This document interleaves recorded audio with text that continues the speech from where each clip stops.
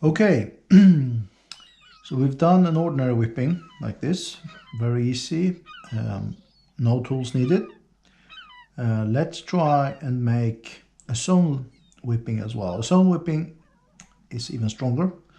The main advantage is that they have stitches across here that will keep the whipping together, because the major risk of a whipping like this is that it separates and that will lose the pressure on the locking and it will fall apart. It's not very likely to happen, but if you really want to be sure, you will use sewn whipping. The only problem with the sewn whipping is that you need a tool, so you'll need some kind of needle, otherwise it's really hard to make them. Even though there are variants where you actually go between the parts, but I will use a needle for this one.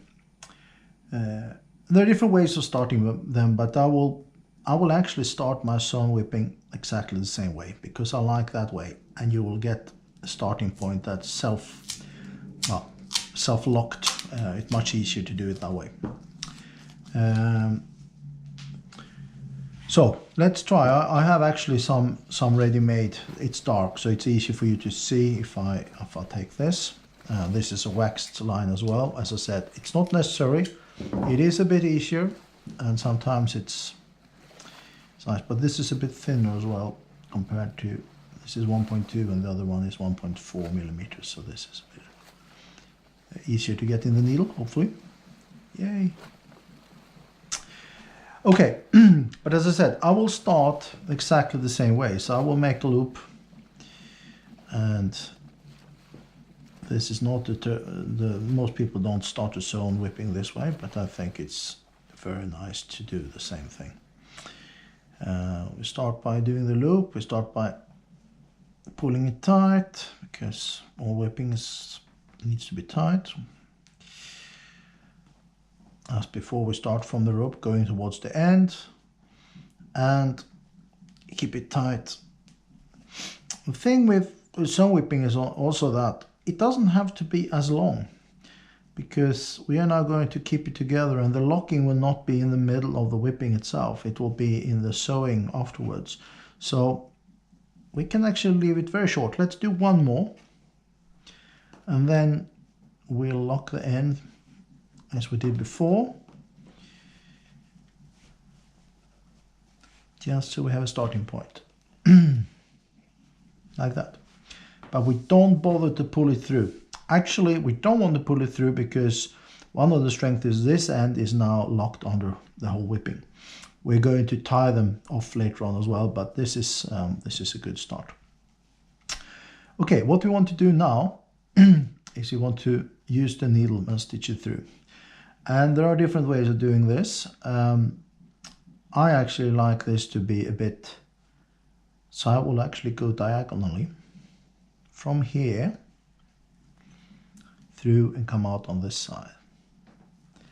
And I want to come out between the strands if possible, so it looks nice. And I managed to make this very tight.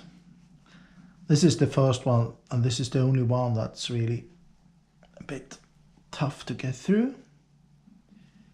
Now this will be easier because they will be in the strand, and let's see if I manage this, otherwise I'll change my plans.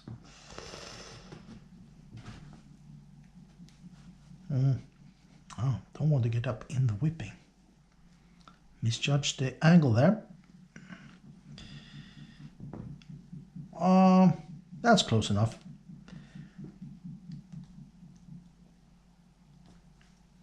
Pull it through.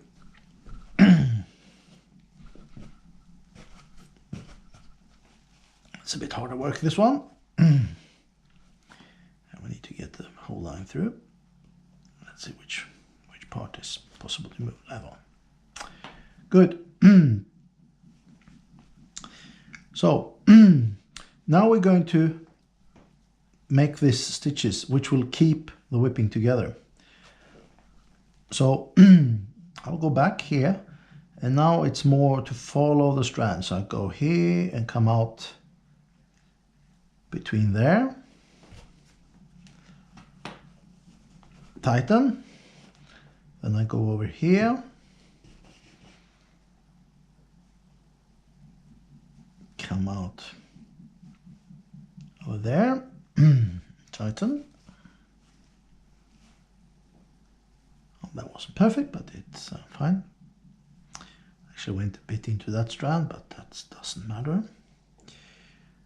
Go in here.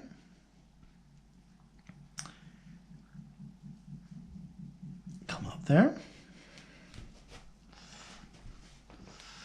We've done one revolution and we'll go do one more.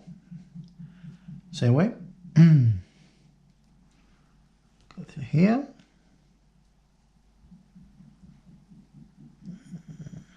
Like that. Tighten.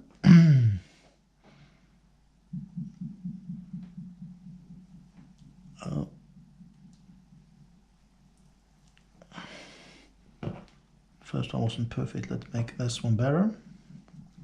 Better, still not perfect, but better. And tighten that one. And now we need to start having a plan where we're going to tie this off. So I want to tie it off on the rope and not the end, right? I want to tie it off here. Well, it's not much of a rope, but this is the end of the rope. So we want to tie it off on that side so we can cut it close here.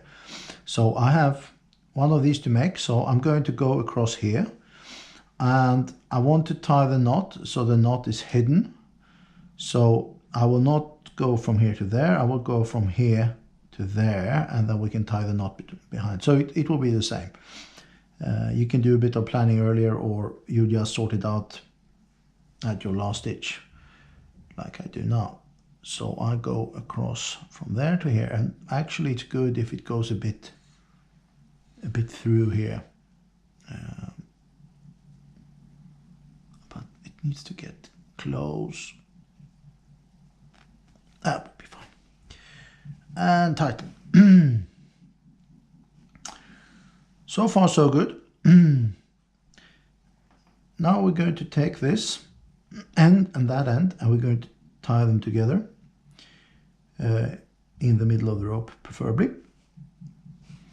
So I will take it through here, and I will use it, not the square knot, I will use a surgical knot because that's safer, even though this is actually wax line as well, so a square knot would probably be okay, but just to be on the safe side, I need to put this end through. And I've said you need one tool, so I'm not going to get another tool out. This should be doable. Here we go. Well, let's see how much I messed it up. See if it still works. And tie it behind there.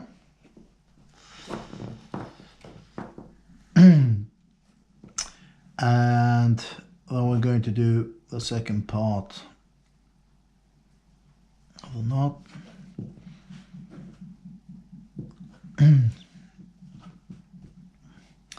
So the surgical, it's the same as the square knot, it's just that the first half knot you do twice, you do a double, and then the second one you do single, and that will make the square knot to fall apart in a way that it locks better. And it's used by surgeons sewing so the stitches don't get loosened like that. So this looks quite nice, and we can cut these off.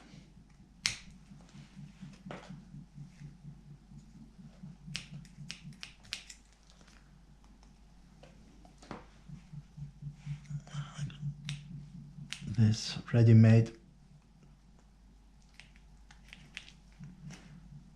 strand is actually some kind of dynamo or something, so it's a bit, that scissors not perfect.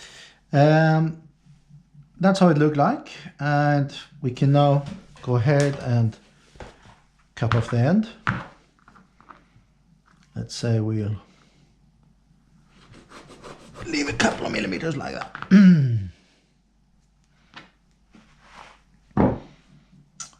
And either you leave it like this, or the preferred way for me is to at least melt it a bit on the outside, because otherwise it gets so fluffy. something like that. So there we are. Soon whipping. You'll see the stitches will keep it together, and because of that you can make it much smaller, more discreet. In this case I used a dark color, so it's not that discreet.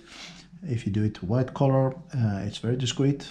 If you want to show that you have professional ended ropes, you might choose this one. But again, I used this special line bought for this. It's waxed, which makes it a bit easier to do. But you can, as I mentioned in another video, you can also of course put any kind of wax on this one and that will be fine. The main reason I used this was the darker color. It's easier for you to see, and also that it's slightly thinner. This is 1.2 millimeters, this is 1.4. Not a big difference, but it made it easier to get it into the needle. But both options works fine. This is easier to cut as well because this is normal polyester or whatever it is, and this is, well, it feels like Dyneema or something much more difficult to get through, and you don't really need that kind of strength in this end. This will be okay, but it's convenient. If you pick one up, it's 30 meters on a roll like this.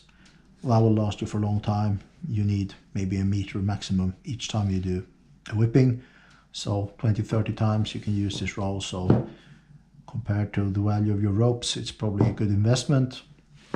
But I have 200 meters on this one, I think. Yep, 200 meters.